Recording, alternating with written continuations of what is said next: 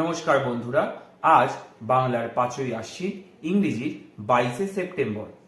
আজ বিশ্বের প্রথম মহিলা এভারেস্ট জয়ী জুনকো তাবেই, ভারতীয় অভিনেত্রী রাজশ্রী ঠাকুর, রিধি ডোগরা, মোহর বিজ, সানা সাইদ, উদ্ভিদ বিজ্ঞানী জর্জ বেনথাম এবং ইংরেজ অভিনেতা আর্থার লোয়ের জন্মদিন।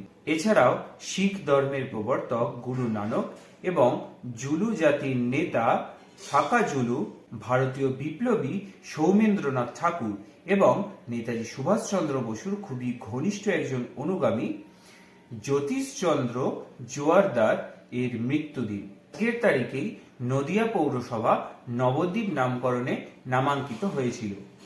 এছাড়াও আজ বিশ্ব গাড়ি মুক্ত দিবস এবং বিশ্ব গন্ডার দিবস।